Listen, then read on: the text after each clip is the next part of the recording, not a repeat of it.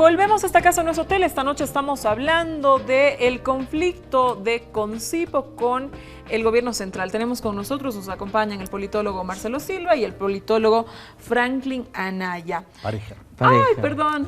Oh, te acordaste del Panca, que en paz descanse, Anaya, ¿no? que en paz descanse. Franklin, lo que preguntábamos el anterior bloque antes de irnos al corte. Un conflicto político, una agenda política. Hablabas que había en la agenda una serie de, parece, incoherencias en el pliego, más eso no deja de legitimarlo, por supuesto, pero habría una serie de incoherencias. ¿Se trata de un movimiento más político? ¿Cómo lo ves tú?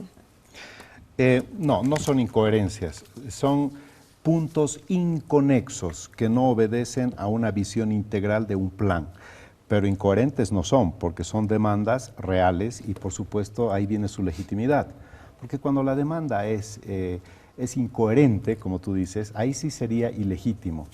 Pero bueno, fíjate, lo que a mí siempre me llama la atención es que todo lo que es un cuestionamiento o una interpelación al régimen establecido se denosta como si fuera una cuestión política.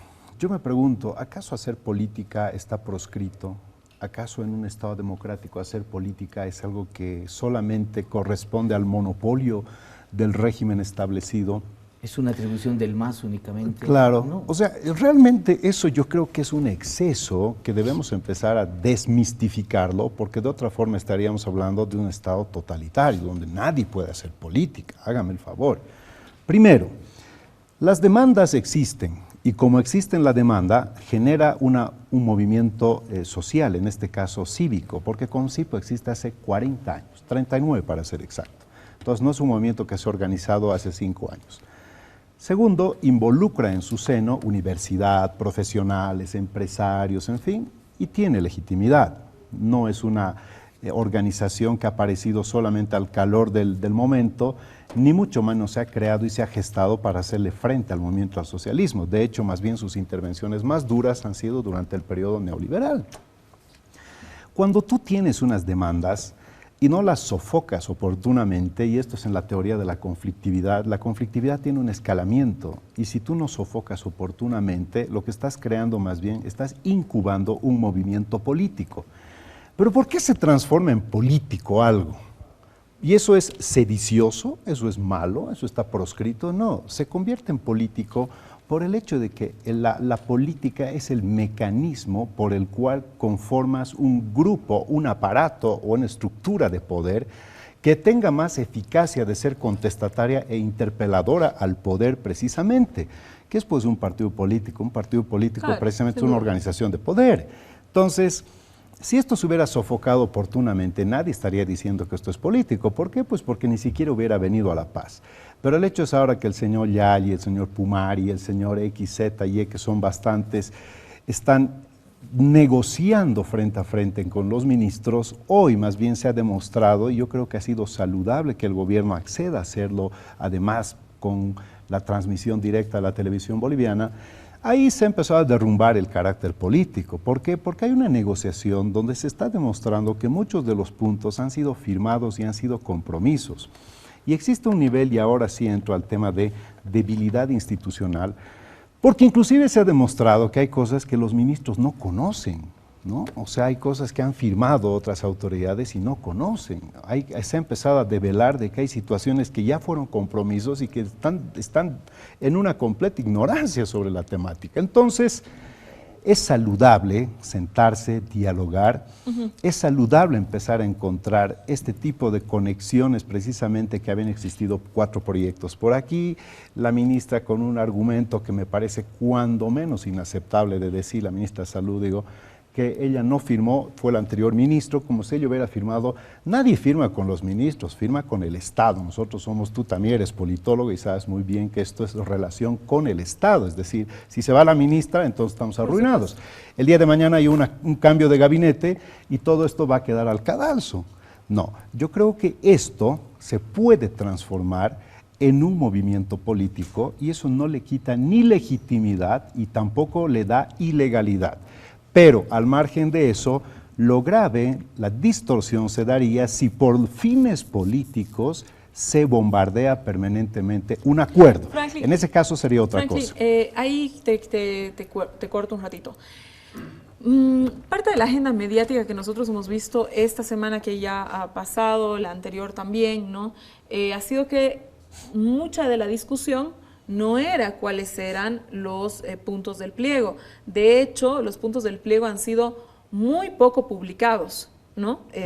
Nosotros como medios, etcétera, nos hemos agarrado, hemos dicho aquí está el pliego y son estas las 26... los 26 puntos, ¿no? Los 26 puntos, las 26 demandas.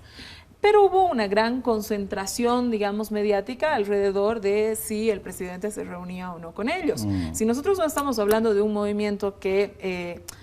tú dices, hoy se nota que no solamente es un carácter político, ¿por qué no se entra a debatir con los ministros? Es decir, había la disponibilidad de debatir con los ministros. Hace 2 semanas estuvo aquí el ministro Quintana y en su salida dijo, por favor, le pido al señor, venga a negociar, nosotros lo vamos a esperar mañana. Eso pasó hace 2 semanas en este set, o sea, ¿no?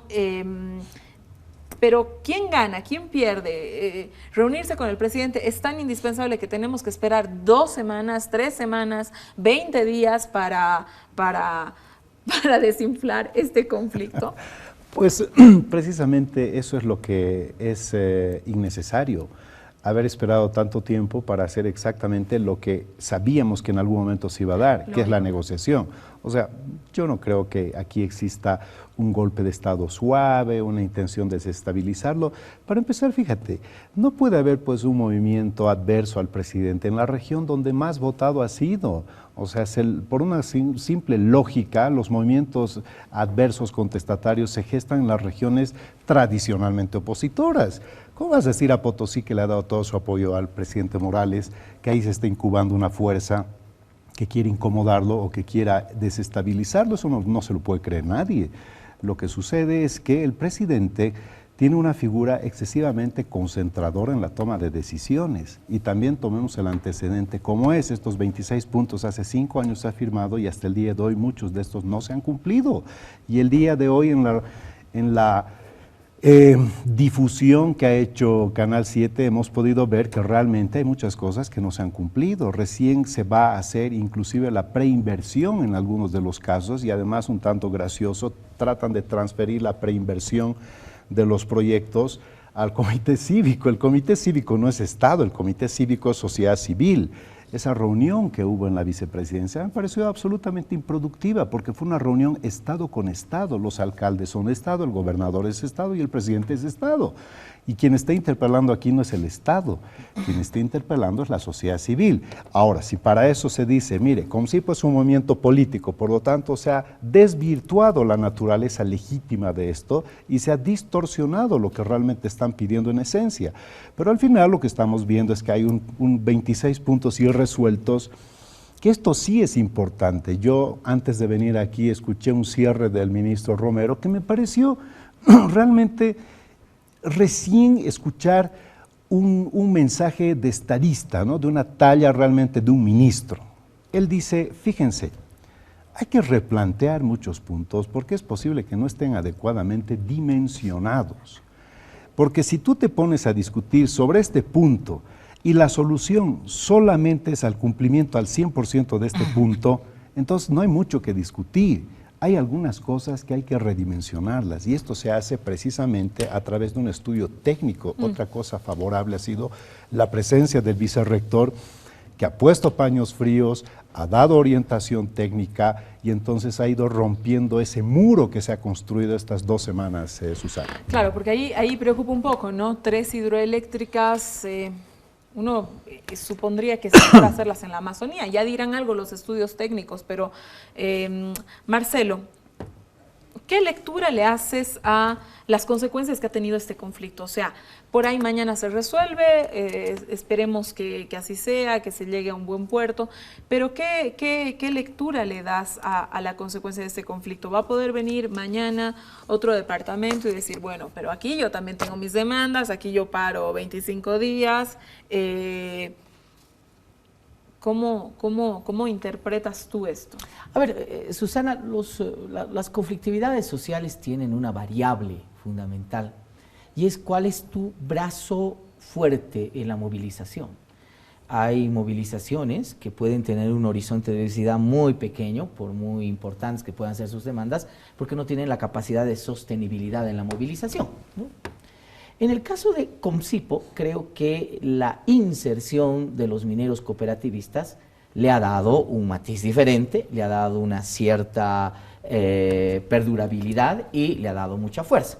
Creo que los dinamitazos del día jueves, me parece, ¿no? Miércoles hicieron recapacitar a todos, ¿verdad? Y decir, hey, un ratito, estamos, ¿no?, ante una fronte muy fuerte de violencia, entonces nos tenemos que sentar a negociar. El presidente Morales, durante estos últimos años, Susana, no ha negociado en los conflictos de baja intensidad, ¿no? Ha tenido ahí un Dream Team que ahora lo hemos vuelto a ver en acción. Ha recuperado a uno de los mejores jugadores ahí, ¿no? Carlos Romero. Ah. Tú lo veías a Quintana y Romero, Quintana y Romero, Quintana y Romero saliendo constantemente para aplacar los conflictos. Y si era necesario, el presidente participaba al final de la solución del conflicto, como es lógico además, ¿no? Porque la parte operativa son los ministros, el presidente tiene que ser la garantía, el aval de que esos acuerdos se van a cumplir, ¿no?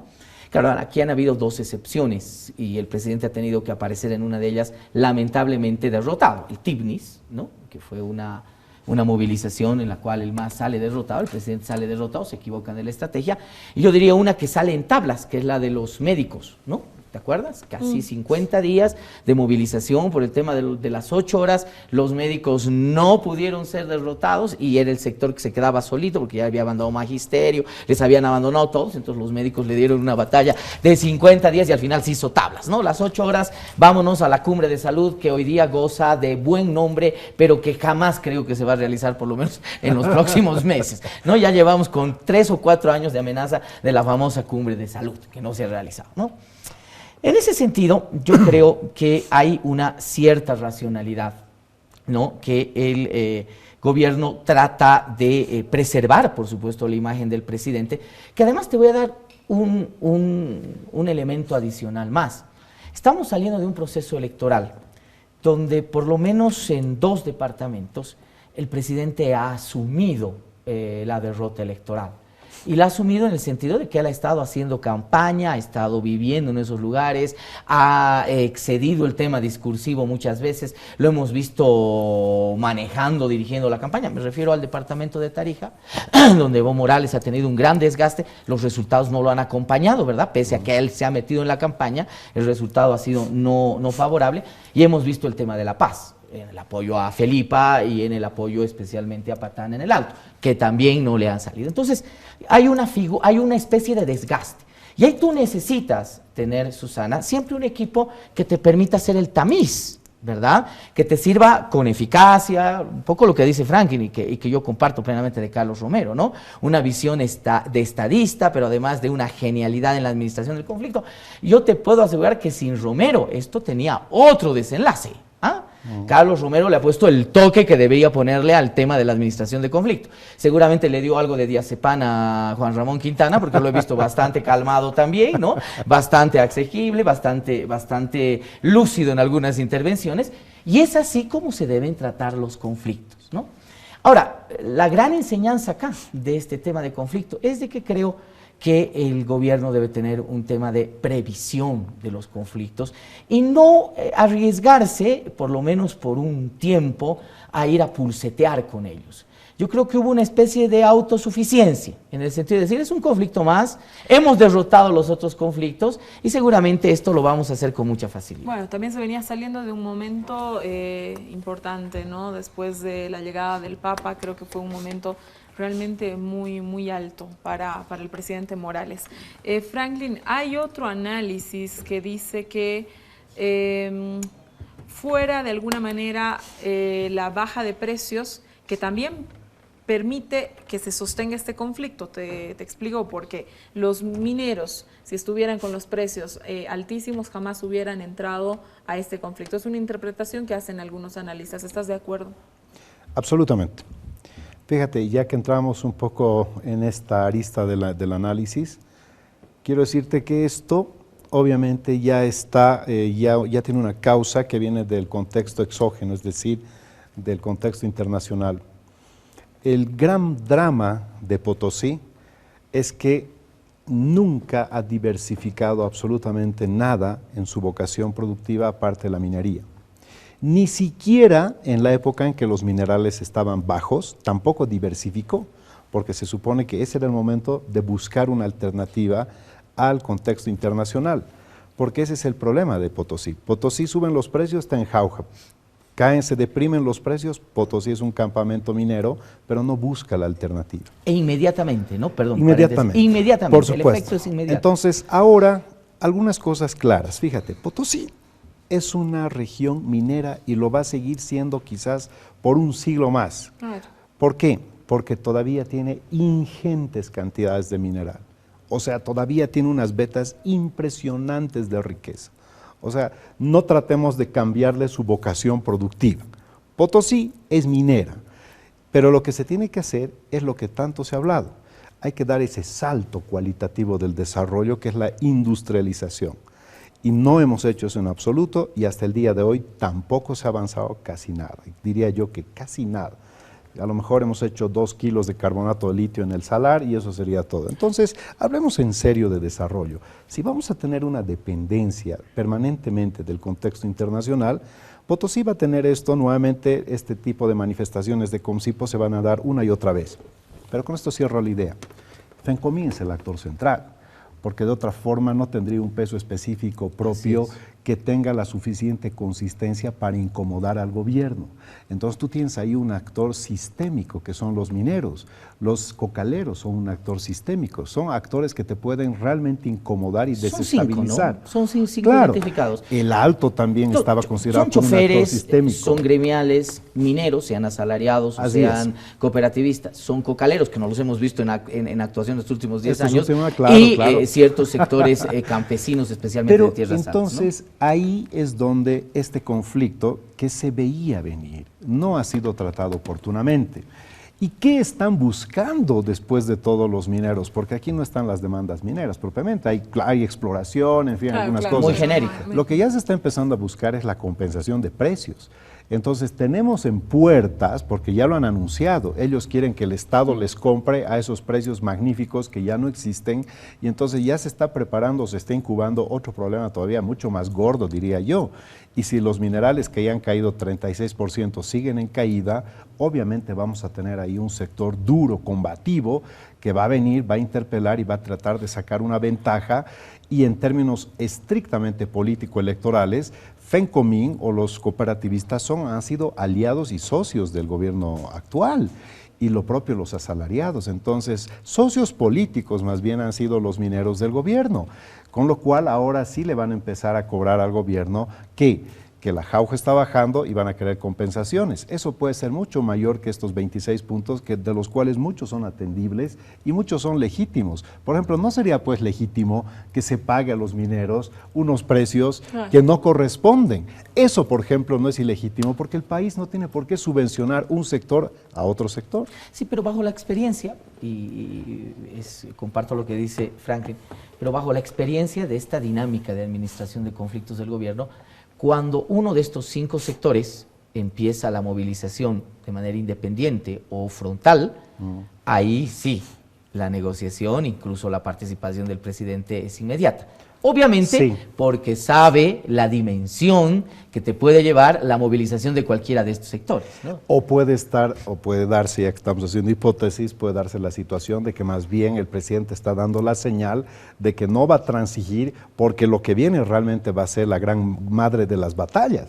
O sea, esta todavía es una pequeña batalla, lo que viene podría ser mucho más grande, pero eso es una especulación obviamente en este momento. Lo que sí sería ilegítimo que se pida compensaciones. Otro análisis un poco menos extendido y un poco más perverso es que se trataría de la primera arremetida contra la reelección del presidente, del referéndum para la reelección. ¿Qué opinas sobre esto? Primero que no es una decisión tomada, ¿no? No creo que esta sea una estrategia adecuada. Yo quiero creer fundamentalmente en el hecho de que aquí se casa la gripe con la tos. Es decir, tienes un cúmulo de necesidades, de compromisos incumplidos, tienes por otro lado una dirigencia sindical cívica que necesita ganar protagonismo porque pierde espacios importantes en las elecciones subnacionales, es decir, no logra consolidarse como un poder político, departamental y municipal. Y tienes, por supuesto, también, yo diría ahí, intereses absolutamente sectoriales, ¿no? Y que necesitan ser tratados. Probablemente explícitamente acá, pero también implícitamente en la presencia de la movilización, el caso de los mineros, que creo que es una presencia mucho más implícita que explícita, ¿no? Es decir, cuidado, que nosotros podemos ser los próximos, exacto, ¿no? Nosotros podemos ser los próximos. Pues ahí se junta, ¿no? Ahí se junta, y yo creo que evidentemente esto es papita para el oro, pero yo recalco algo, no debemos asustarnos, y yo creo que el gobierno lo que tiene que hacer es más bien tener una instancia de prevención de conflictos, de una mejor lectura de coyunturas políticas, en el sentido de que hoy día no se quiera hacer política del tema. Es decir, insisto en lo que te decía hace un ratito y lo compartíamos con Franklin. La acción política, la capacidad de estabilizar, desestabilizar, de hacer juegos políticos, no es un monopolio del movimiento socialismo y del gobierno.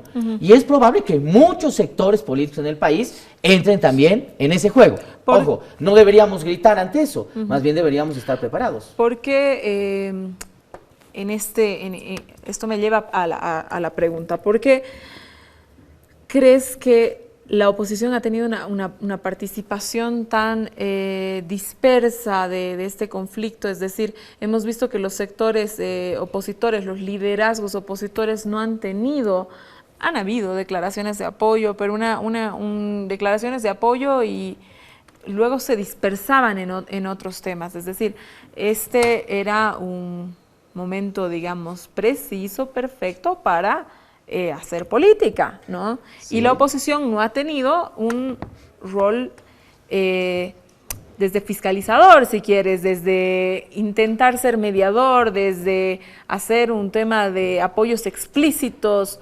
No hemos visto a los opositores hacer casi que ningún tipo de declaración.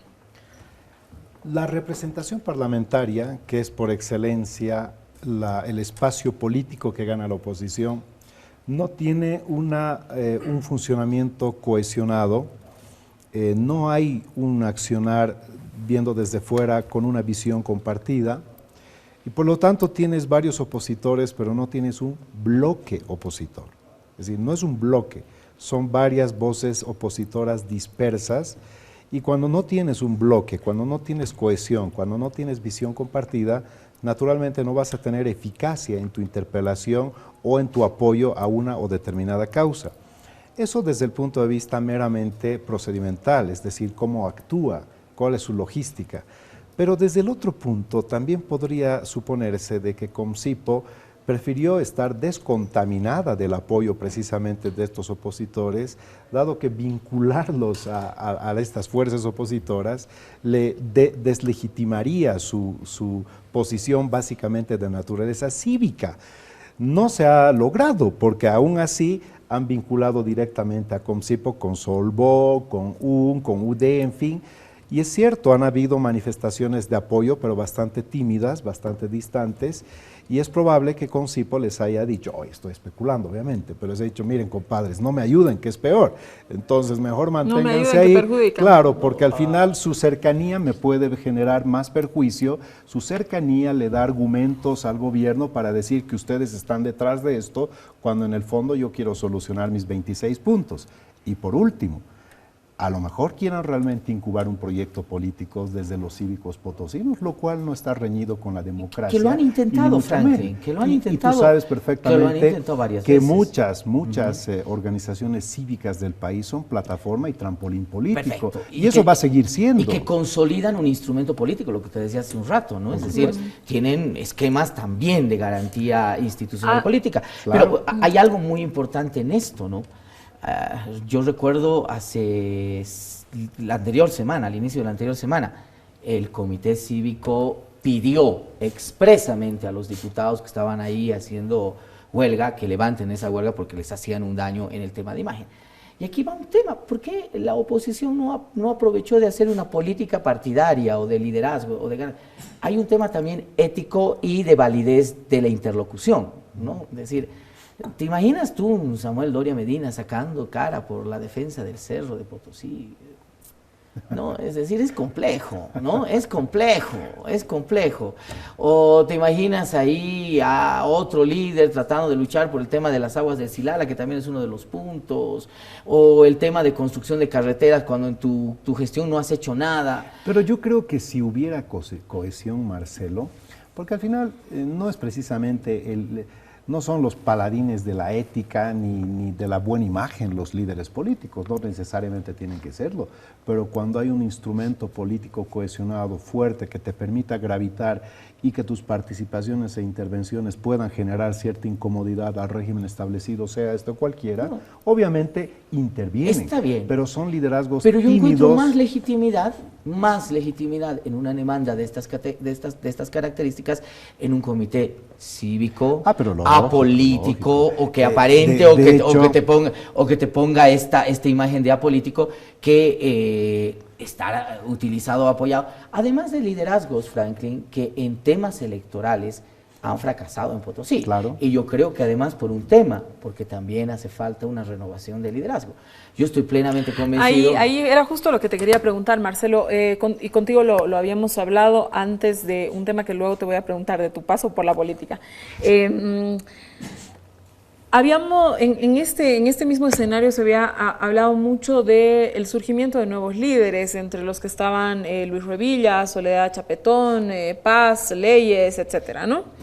Me ha llamado profundamente la atención que dos de estos nuevos líderes que en su momento se dijeron que ellos podrían hacer frente al proyecto político del MAS, no hayan dicho nada en un tema de carácter nacional. Es decir, si yo soy líder nacional, el conflicto es en mi casa, estoy gestionando el municipio paceño, gestionando el municipio alteño, y el conflicto es en casa, lo natural hubieran sido declaraciones. Es decir, hubieron algunas de Luis Revilla, pero parecían más ciudadanas que políticas. Dos cosas. Una, que no creo que sean líderes nacionales. Son líderes municipales y líderes departamentales con un peso muy importante, creo que bien ganado, consolidado, pero ese pasito a ser líderes nacionales es un paso muy complejo, es un paso muy difícil y que creo que en esta última instancia va a estar estrechamente relacionado al éxito que puedan seguir manteniendo sus gestiones departamentales y municipales, ¿no? Es decir, ahí creo que no hablar. ¿no? Entonces lo que mejor te conviene ahí, ¿no?, es guardar tus artillerías para los conflictos internos a nivel departamental y a nivel municipal que seguramente vas a tener y que probablemente estén en puerta. Pero además yo creo que ahí de todas maneras hay un cálculo, ¿no? Hay un cálculo político.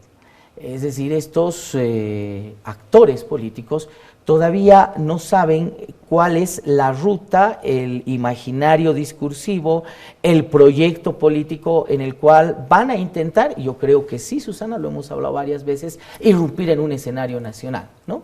Entonces tienes que tener mucha cautela con estos conflictos que además se dan al inicio de una gestión, que el gobierno puede remontarlos con mucha facilidad, que el tema no nos dice nada, no causa Estado. El 2010 todo el mundo creyó que Evo Morales iba a convertirse en la persona más indeseada en Potosí, que le iban a cerrar las puertas, y luego te gana las elecciones en Potosí, etcétera. Es decir, estamos a un proceso donde se puede remontar. Los líderes que tú mencionas, calladitos en esta temporada y más quietos se ven más bonitos. Me tengo que ir a un corte, quédese en esta casa. Nosotros le estamos hablando del tema conflicto gobierno Potosí.